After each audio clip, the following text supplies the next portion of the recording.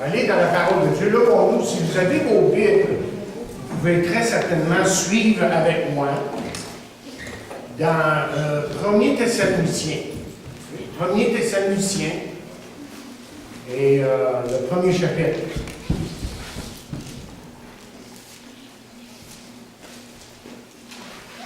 Premier chapitre, verset 2. Et voici ce que nous lisons en 1er Thessaloniciens. Premier chapitre, verset 2. Nous rendons continuellement grâce à Dieu pour vous tous, faisant mention de vous dans nos prières, nous rappelant sans cesse l'œuvre de votre foi, le travail de votre amour, la fermeté de votre espérance en notre Seigneur Jésus-Christ, devant Dieu notre Père. Nous savons, frères bien-aimés de Dieu, que vous avez été élus. L'Évangile ne vous a pas été prêché en parole seulement, mais avec puissance, avec l'Esprit Saint et avec une pleine persuasion, car vous n'ignorez pas que nous nous sommes montrés ainsi parmi vous à cause de, prions, Dieu, notre Père. Nous te remercions pour ta parole. Nous te remercions pour le privilège que nous avons de lire ta parole et d'apprendre cette leçon que nous devons toujours apprendre et que tu nous aimes et que tu déploies sur nous ta grâce pour que nous puissions nous approcher de toi, que nous puissions prendre à mieux te connaître.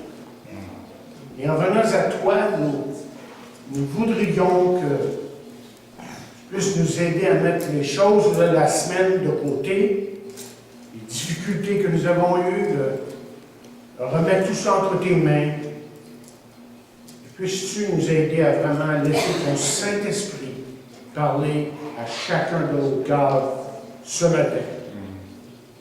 Nous te remercions pour ce que tu vas faire. Nous prions ça dans le nom de Jésus, pour sa gloire. Amen. Amen. Place.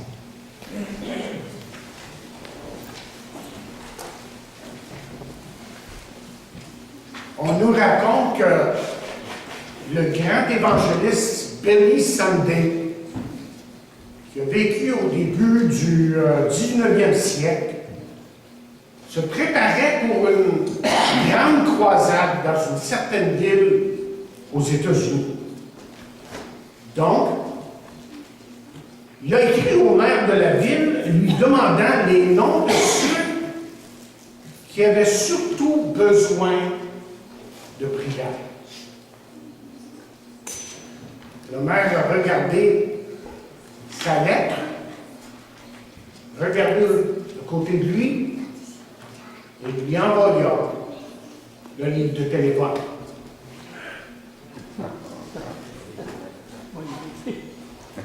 Quand même, ils n'ont pas saisi. Je pense que vous voyez ce matin que ça illustre ce que la parole de Dieu dit de l'humanité dans Romains 3e chapitre, versets 10 à 11. Lorsque la Bible nous dit qu'il n'y a pas de juste, pas même un seul, pas d'homme sensé capable de comprendre, pas un qui cherche sérieusement Dieu. Comme vous savez, les Thessaloniciens avaient aussi besoin de Dieu. Et donc, Paul et Silas sont allés dans cette ville pour apporter le message de l'Évangile.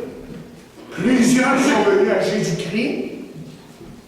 Et puis, à cause de la persécution, comme vous le savez, ils ont dû quitter la ville. Mais l'Église qui était à Thessalonique a est rapidement devenu un modèle pour les autres églises, comme Paul le dit au verset 7 de ce même chapitre, lorsqu'il dit « En sorte que vous êtes devenus un modèle pour tous les croyants dans la Macédoine et l'Achaïe. »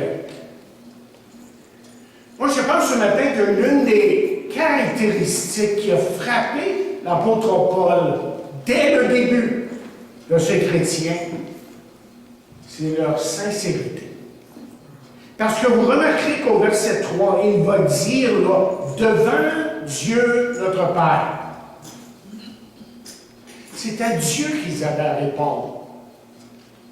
Et chers amis, c'est ainsi pour chaque enfant de Dieu, aujourd'hui évidemment. C'est à Dieu que nous avons à répondre. Je ne sais pas si vous savez, mais le mot sincère vient de deux mots. Sensible. Venant d'une époque où on pouvait essayer de cacher les défauts d'un pot cassé en mettant de la cire autour. Seulement dans la lumière du soleil, les défauts paraissaient, évidemment. Mais les jeunes chrétiens ici dans cette ville, vous voyez, étaient extrêmement sincères. Ce qui a fait qu'ils ont fait des progrès, mais remarquables, et dans leur vie personnelle, et dans l'Église locale. Et en plus, tout ça était devenu comme contagieux, au point que tous les autres chrétiens qui venaient en contact avec eux parlaient souvent des choses remarquables qui avaient lieu à Thessalonique. Comme vous le savez, là on examine depuis quelques semaines ce chapitre ici, 1er Thessaloniciens. Et dans ce chapitre, nous allons découvrir une liste de 10 caractéristiques, du salut des élus. C'est le titre de mon message. Le salut des élus.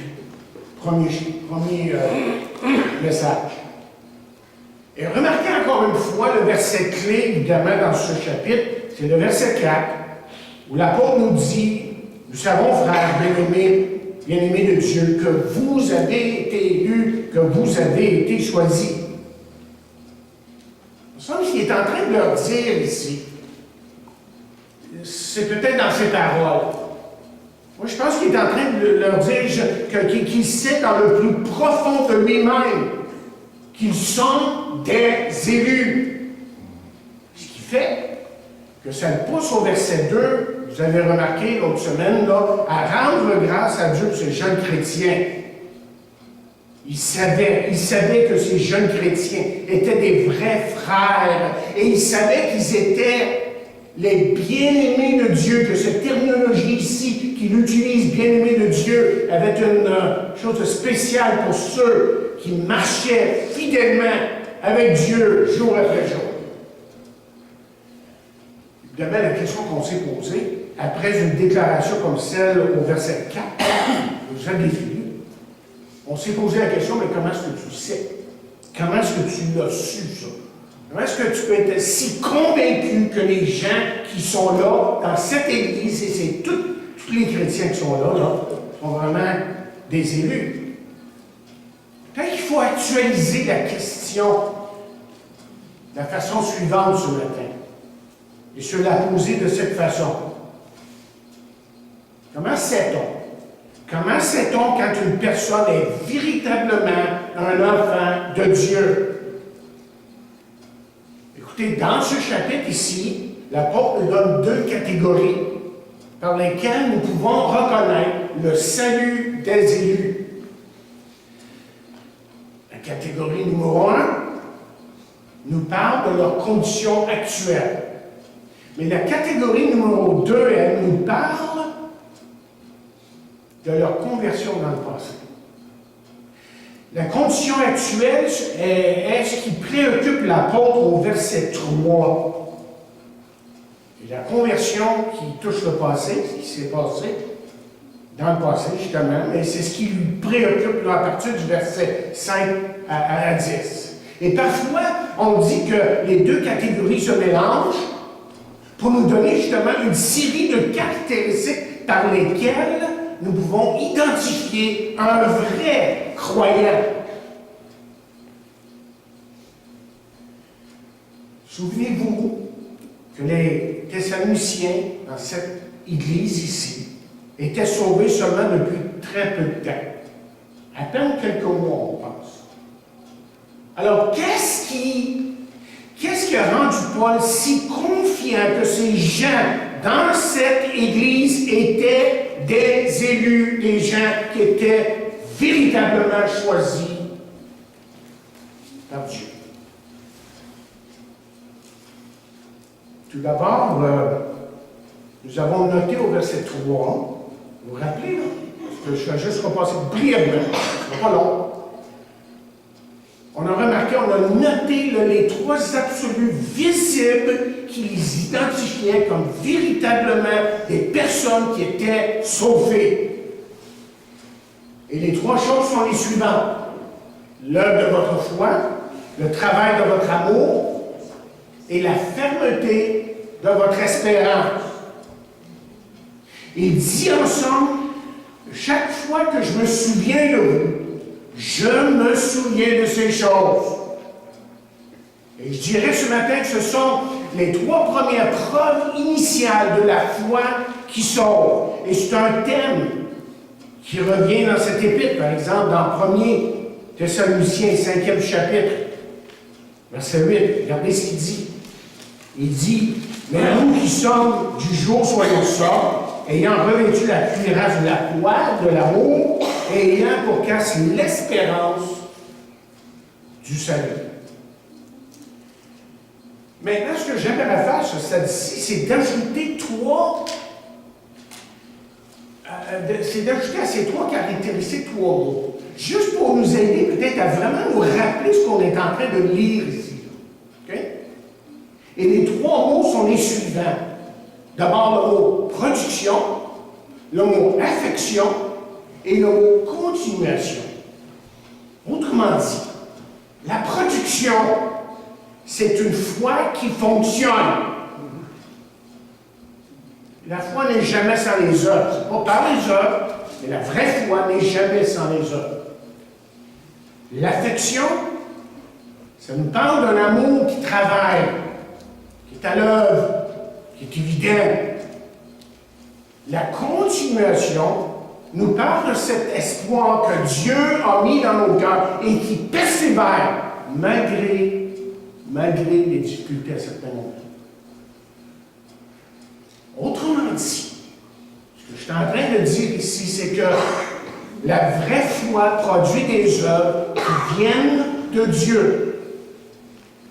Okay? Des œuvres qui viennent de Dieu. C'est le fruit de la nouvelle nature, en fait. Si vous regardez dans Éphésiens, un verset qui nous est familier, mais il faudrait le repasser. Éphésiens 2,10. Regardez-le avec moi. Regardez-le avec moi. Éphésiens 2,10. Il dit, car nous sommes son ouvrage. L'ouvrage de qui? De Dieu. Le salut, c'est Dieu de A à Z. Pas nous, là. Nous sommes capables de faire quoi que ce soit pour être sauvés. Car nous sommes son ouvrage, ayant été créé en Jésus-Christ pour de bonnes œuvres, que Dieu a préparées d'avance afin que nous les pratiquions. Écoutez maintenant, dans 2 Pierre, 1er chapitre, faites juste écouter parce que ce n'est pas dans vos versions normales. OK? Je vous lis d'autres choses ici. Qu'est-ce qu'il dit? Essayez de saisir toute l'ampleur du changement qui a lieu dans la vie de celui qui est vraiment né de nouveau. Il dit, par sa puissance, Dieu nous a donné tout ce qu'il faut pour accéder à la vie véritable et pour vivre dans l'attachement à Dieu. En effet, il nous a fait connaître celui qui nous a appelés à partager sa propre gloire et à sa puissance. Par cette gloire et cette puissance divine, nous avons reçu des promesses d'une suprême importance et d'un prix inestimable. Grâce à elle, vous pourrez échapper à l'empire des passions qui mènent ce monde à la ruine et devenir participants de la nature divine. Pour cette raison même, faites de votre côté tous vos efforts pour développer votre foi, pour lui adjoindre l'énergie morale et lui faire produire une vie active et vertueuse. Que votre énergie morale s'accompagne de connaissances spirituelles. À la connaissance spirituelle, ajoutez la maîtrise de soi. À la maîtrise de soi, l'endurance dans l'épreuve, à cette attente patiente du secours divin, l'attachement à Dieu et une confiance toujours plus grande en lui. Enfin, à cet attachement à Dieu, joignez l'affection fraternelle qui vous conduira à l'amour. Et c'est tiré ça de la parole vivante. Alors, et on sait en plus que quand on parle d'amour, une description en profondeur de l'amour, c'est le 1er Corinthiens, 13e chapitre. Mais tout ça, vous voyez, est basé sur l'espérance que nous avons en Jésus-Christ, qui, lui, l'espérance, est rendue efficace par le Saint-Esprit.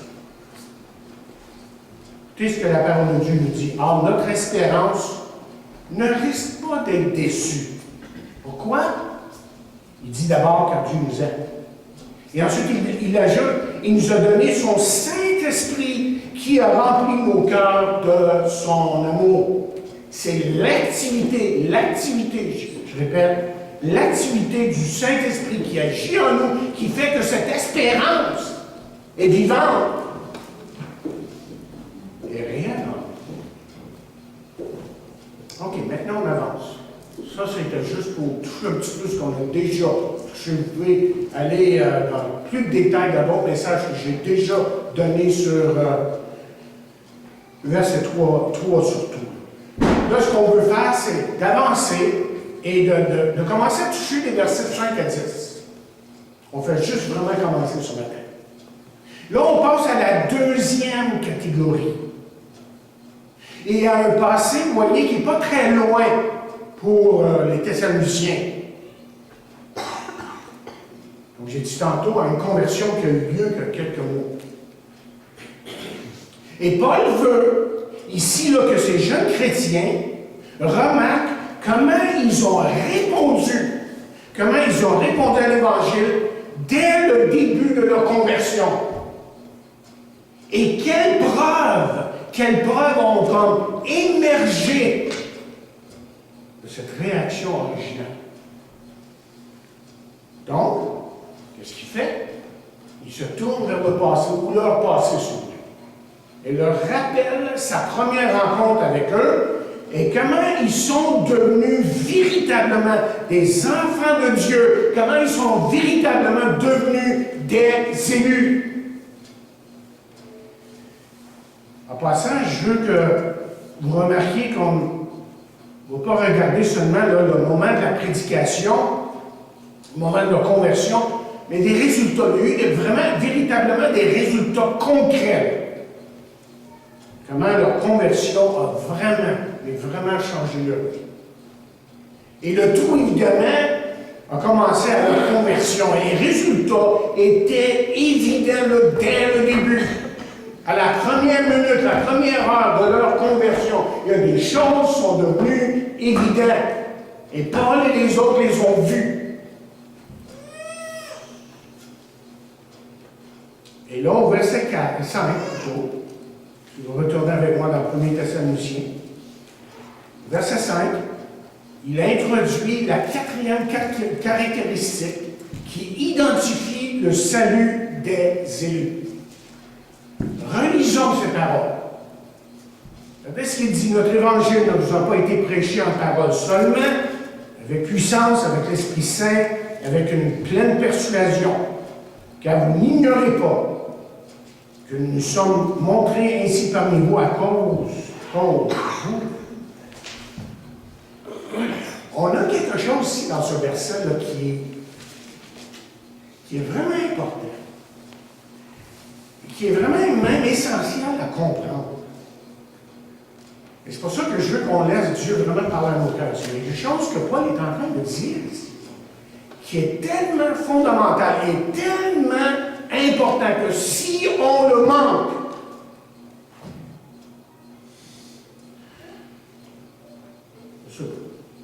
on va vraiment aller à la OK? Non. C'est juste, notre compréhension est partielle à certains moments. On apprend, hein, au fur et à mesure qu'on avance dans les chrétiens. On n'apprend pas tout du jour au lendemain. Mais là, il y a quelque chose qui ressort. C'est prêtez attention. Prêtez attention à ce qui se passe ici, là, parce que Paul ne parle pas ici de l'expérience, au verset 5, de l'expérience des chrétiens à Thessalonique, mais il va leur parler de l'expérience de ceux qui leur ont apporté l'Évangile. Lui-même, oui, évidemment, rappelez les 3 mousquetaires, Silas et Timothée. Je vous lis le verset dans une autre traduction qui a une petite nuance de différence, pas grand-chose, mais ça nous aide à mieux comprendre pourquoi. On dit, je pense que c'est le Sommeur qui dit, parce que notre Évangile ne vous a pas été prêché en parole seulement, mais avec puissance, avec l'Esprit Saint et avec une pleine conviction. Vous savez en effet comment nous nous sommes comportés parmi vous à cause. Et le tout là, qui est dit ici, le tout avec tout ce que Paul dit au verset 5, là, est dans l'optique suivante. À cause de ça, nous savons que votre salut est réel. La question, c'est qu'est-ce qu'il est en train de dire exactement? Qu'est-ce qu'il est en train de dire ici, là, au verset 5? Et c'est quelque chose d'extrêmement important. C'est que vous voyez, le prédicateur, lui, là, Paul, savait que lorsque Dieu agissait puissamment et qu'une grande assurance et conviction l'accompagnaient dans sa prédication, Paul était convaincu que Dieu était en train de sauver les âmes. Est-ce que vous avez bien saisi, là? Un petit peu, là. Je répète. Le prédicateur Paul savait que lorsque Dieu agissait puissamment et qu'une grande assurance et conviction l'accompagnaient, que Dieu était en train de sauver des gens, des âmes. Rappelez-vous, là, il parle ici de sa propre expérience. Et il dit que dès le début, je sais que vous êtes de vrais chrétiens parce que j'ai vécu personnellement un puissant mouvement de Dieu dans la prédication que je vous ai apporté. Et quelqu'un a écrit, c'est un concept passionnant que nous ne voyons pas très souvent traité dans le Nouveau Testament. Et ce que Paul dit, c'est que chaque fois que nous expérimentions la puissance agissante de Dieu à travers notre ministère, nous savions que Dieu était en train d'agir puissamment pour accomplir le salut de plusieurs. C'est important ce qu'il dit là. C'est très important. L'expérience même de ces prédicateurs leur indiquait que Dieu était en train de sauver les gens dans cette ville. Ça, c'est son expérience à lui. Là. Vous comprenez, là? C'est son expérience à lui. Et remarquez ce qu'il dit. Les mots « notre évangile ».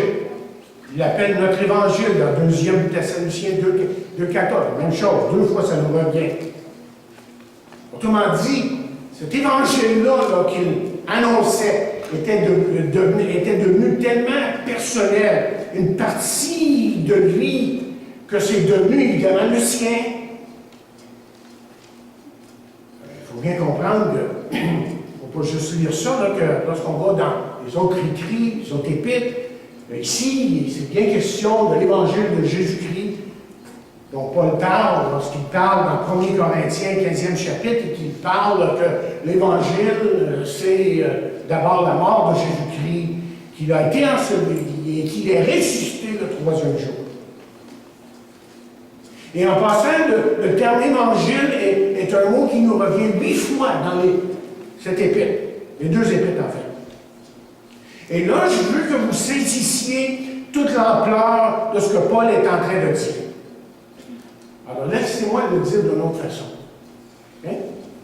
C'est comme s'il dirait, notre évangile est venu à vous, Et il y a certaines choses qui l'ont accompagné et que nous avons expérimentées, qui nous ont attesté que Dieu était vraiment à l'œuvre dans vos vies. OK? La question, on se pose des questions, hein? Le feu de parole, c'est quoi? Quelles sont ces choses que tu as vécues, que tu as vues? Bien, la première chose, encore une fois, pour retourner au verset 5, et là on a notre réponse pour commencer, lorsqu'il dit ceci, notre évangile n'est pas venu vous prêcher à vous en parole seulement. En parole seulement. Tout d'abord, ce n'était pas que des paroles. Ce n'était pas juste des mots. C'est sûr que doute, il fallait que le message passe.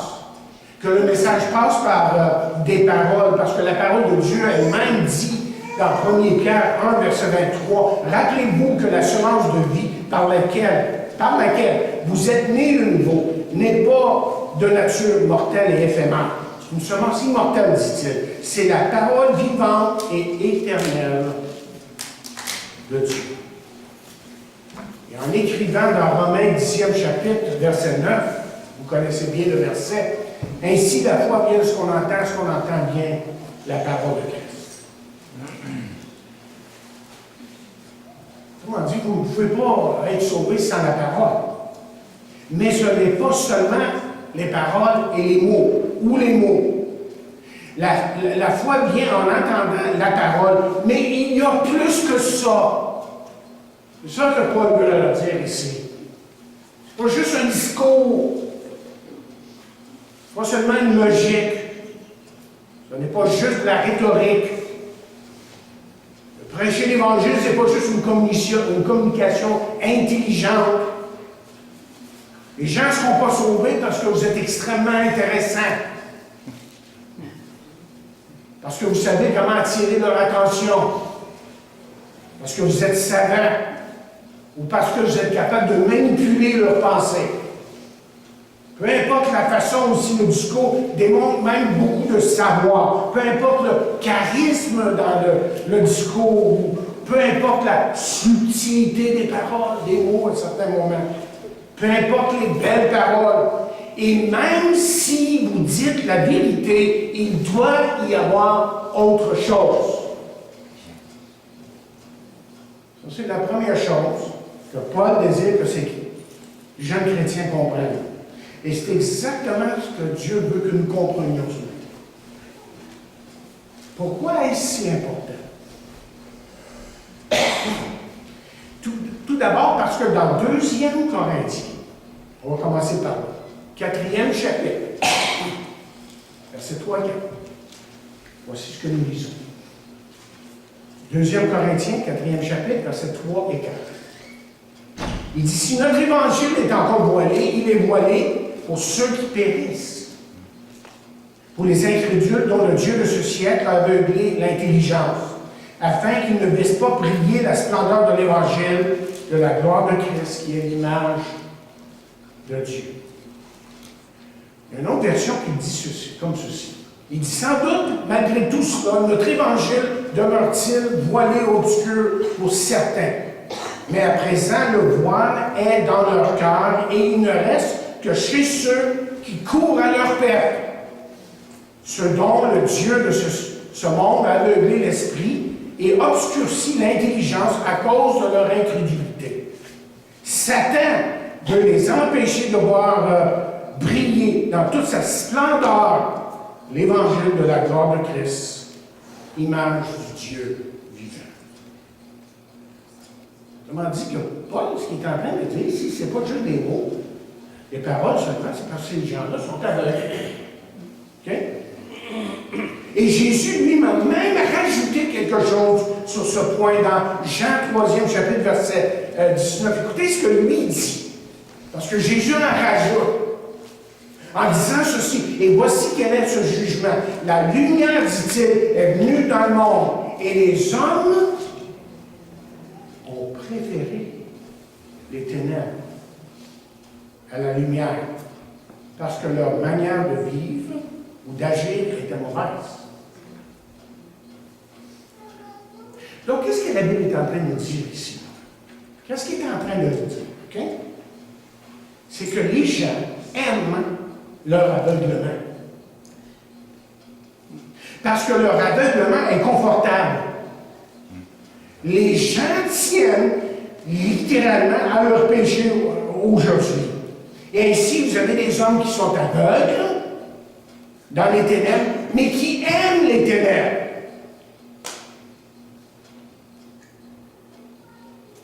Donc, ce que Paul est en train de dire, c'est que la parole seule, même avec la vérité, ne peut atteindre ces gens. Okay? Et puis, si vous regardez dans Éphésiens 2e chapitre, évidemment, vous remarquerez que l'apôtre Paul dit que les hommes sans Dieu, sans Christ, sont morts dans leur péché. Je pense qu'on peut aller jusqu'à dire qu'ils aiment leur mort. Qu'ils aiment la mort. Je ne vois pas, là. Ça n'en rend pas compte. Regardez ce que Jésus a dit, encore une fois. Il faut juste se référer un petit peu à ce que Jésus dit, puis quand on commence à comprendre les paroles que Jésus avait dites bien avant que l'apôtre Paul parle, que Jésus avait dit tout ce qu'il avait à dire sur le péché et la condition de l'homme. Lorsqu'il dit, dans Jean 5, verset 40, « Et vous ne voulez pas venir à moi pour avoir la vie. Vous ne voulez pas. Vous aimez votre aveuglement. Vous aimez votre mort. » Les mots ne peuvent suffire en eux-mêmes. En fait, la lumière de l'Évangile glorieux ne peut pas briller comme on a lu sur eux et en eux. Ils ne viendront pas pour avoir la vie. Autrement dit, l'annonce de l'Évangile doit être plus que des paroles. Ce qui fait que ça n'a rien à voir avec l'habilité de communiquer, même si celle-ci est donnée et faite avec beaucoup d'intelligence, avec beaucoup de doigté. Écoutez ce que Paul a dit. Plus loin, dans la même épître, chapitre 5, pas chapitre 5, mais chapitre 2, verset 5, voici ce qu'il dit. Il dit, c'est pourquoi, vous le savez fort bien, nous ne sommes pas venus chez vous avec des discours enjôleurs et des motifs intéressés. Nous n'avons pas eu recours à la flatterie, ni fait de notre ministère un prétexte pour nous enrichir à vos dépens. Dieu, dit-il, en est témoin. Comment dit, là? Ce qu'il est en train de dire, c'est qu'on n'est pas venu, on n'est jamais venu pour vous donner que un bon feeling, de bons sentiments et de profiter des autres. On n'est jamais venu avec ruse. Maintenant, la deuxième chose qu'il dit ici dans verset 5, et ça rejoint 1er Corinthiens 4, verset 20, lorsque Paul dit ceci. Il dit, car le royaume de Dieu ne consiste pas en paroles, mais ensuite il rajoute, mais en puissance. Mais en puissance. Il n'est pas venu seulement en parole, mais aussi avec puissance. Et quelqu'un a écrit, la puissance de Dieu est tissée dans les mots du prédicateur, de sorte que ces mots sortent avec énergie et dynamisme.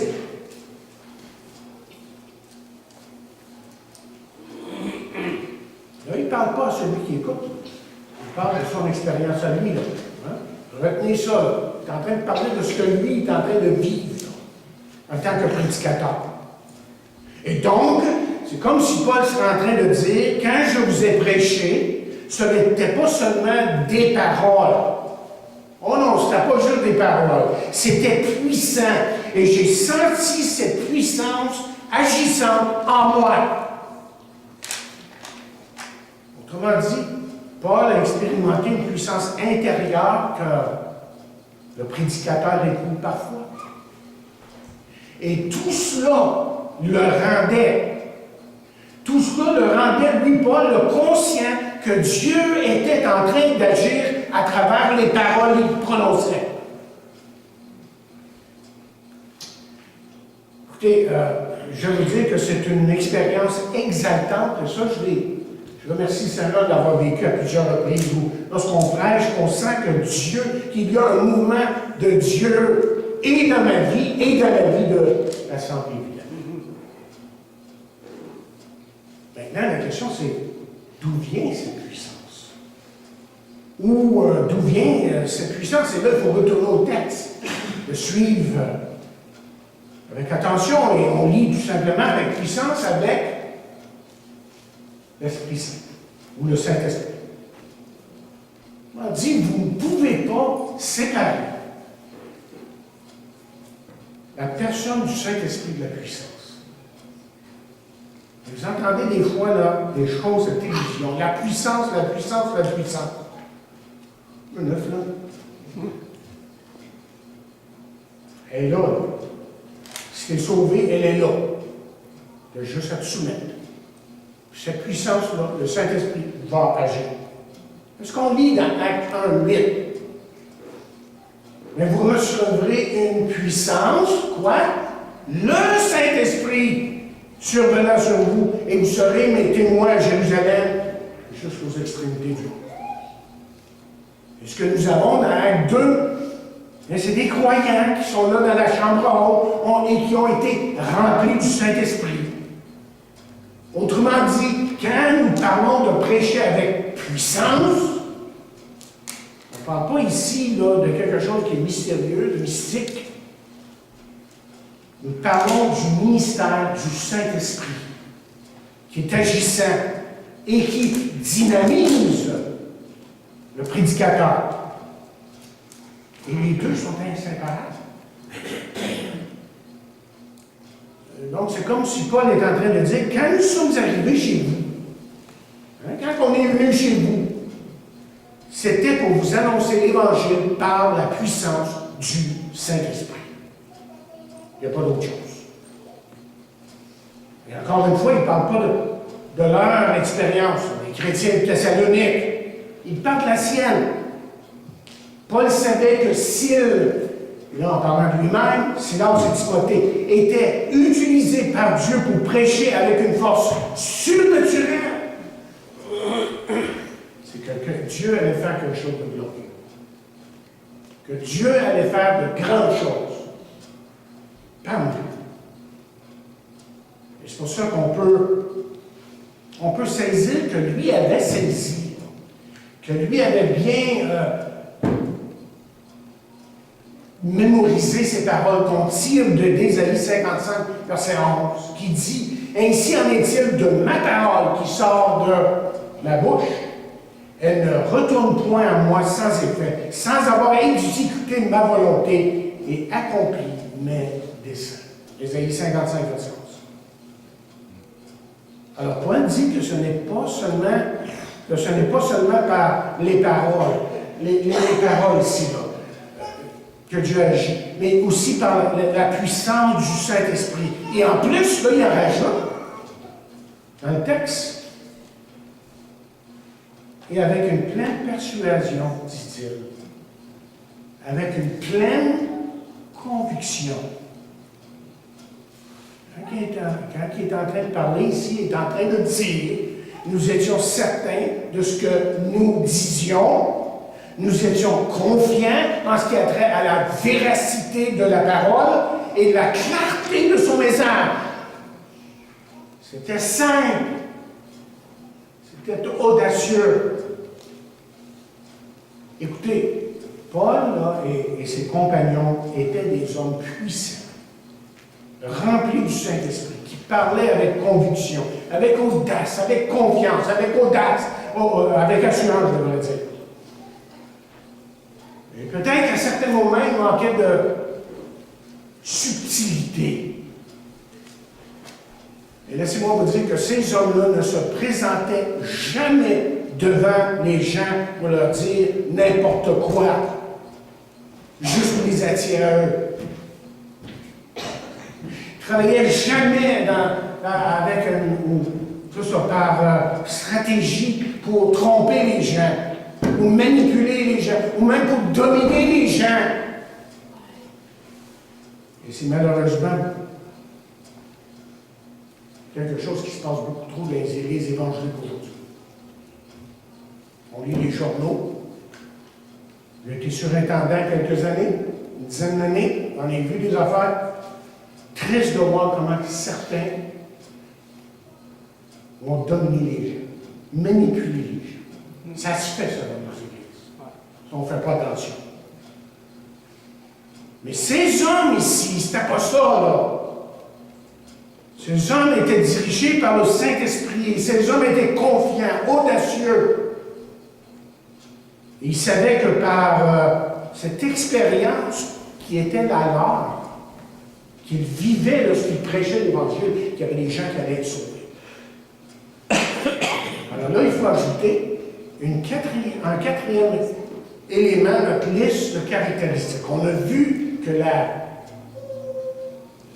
le salut des élus, c'est une foi qui fonctionne, un amour qui travaille, une espérance qui persévère, et maintenant, ajoutons une prédication puissante. Ça, c'est la quatrième façon pour identifier un élu. Et l'un des bons indicateurs du vrai salut dans un individu, c'est que cette personne-là, normalement, s'est assise sous une puissante prédication. Ou dans un partage où j'ai quelqu'un avec conviction, avec persuasion, lui a emmené l'Évangile, où l'Évangile a été clairement annoncé. Je vais vous donner un exemple. Allez dans Acte 2. Je vais donner un exemple frappant. Il y a plusieurs exemples dans la parole de Dieu. Évidemment, on va terminer dessus. Acte 2e, chapitre, verset 22 pour commencer. On lit là, et là c'est le jour de la Pentecôte. Les 120 ont été remplis du Saint-Esprit. L'Église est née. Là, Pierre sort de la chambre haute, commence à prêcher. Au verset 22, il dit, « Hommes israélites, écoutez ces paroles. Jésus de Nazareth, cet homme à qui Dieu a rendu témoignage devant vous par les miracles, les prodiges et les signes qu'il a opérés par lui au milieu de vous, comme vous le savez vous-même. » Tout le monde dit, vous l'avez vu. Alors, qu'est-ce qu'il fait ici? Il prêche la parole. Il prêche le salut. Et graduellement, il arrive à leur donner le message de la croix, de cette croix qui sauve et qui délivre et qui donne la vie éternelle. Regardez le verset 37. Même chapitre, verset 37. Après avoir entendu ce discours, ils eurent le cœur vivement touché et ils dirent à Pierre et aux autres apôtres, « Hommes, frères, qu'est-ce qu'on va faire? » Il y avait juste une chose à faire, se convertir. Il y en a eu 3000 ce jour-là. Le lendemain, il y en a eu 5000. Des milliers de gens sont venus à Christ. Parce que l'évangile de Jésus avait été annoncé. Bon, écoutez, on ne fait que commencer, là. Même avec ce verset, il y a un autre élément qui est extrêmement important que je vais toucher la semaine prochaine. Mais je me demande ce que Dieu veut de nous aujourd'hui, par les paroles que je vous ai partagées. Peut-être qu'on devrait se poser la question, sommes-nous des gens qui sont remplis de l'esprit, remplis d'amour et d'espérance? Sommes-nous de ceux que Dieu peut utiliser avec puissance? Pas besoin d'être un prédicateur, nécessairement. Quels sont les avantages d'être rempli du Saint-Esprit? Laissez-moi vous en donner juste trois. Okay? Je vais vous donner une liste de 10 facilement. J'ai pensé à résumer ça en 3 points. Quels sont les avantages d'être rempli du Saint-Esprit? Bien, le premier avantage que je pense qui est là dans la parole de Dieu, que Jésus a fait ressortir dans sa prière sacerdotale, vous allez vous rappeler, lorsque lui a prié, la première chose pour laquelle il a prié, j'ai noté ça il y a quelques semaines, pour le joie. Le joie, il demande au Père de les remplir de joie. Et ça, c'est une conséquence d'un homme et d'une femme qui est vraiment rempli de l'esprit. Il est plein de joie. Sa vie reflète un contentement, une satisfaction qui vient de Dieu. Il n'en a pas besoin de plus, il en a assez, et Dieu, il sait, va toujours pouvoir. Mais il est dans la joie, parce qu'il reconnaît en Dieu son salut. Et ensuite, deuxièmement, la grâce. Quels sont les avantages d'être rempli du Saint-Esprit? Et on a parlé de ça encore une fois il y a quelques semaines. C'est de vivre dans cette sphère de grâce. Dans la sphère de grâce. Et la sphère de grâce fait que vous et moi pouvons marcher dans l'humanité. On peut marcher en pardonnant le prochain. On peut marcher comme Dieu veut que nous marchions. Mais il faut vivre dans la grâce. Et enfin, troisièmement, quel est l'avantage de rempli du Saint-Esprit? C'est qu'on apprend, vous savez, en étant rempli du Saint-Esprit, à dépendre de Dieu. On va à Dieu pour toutes choses, quel que soit notre besoin, on va à lui. Tout de suite, c'est à lui, là. Seigneur, tu connais, tu sais, j'ai un problème, je te le donne. Je dépends de toi. Heureux les pauvres en esprit.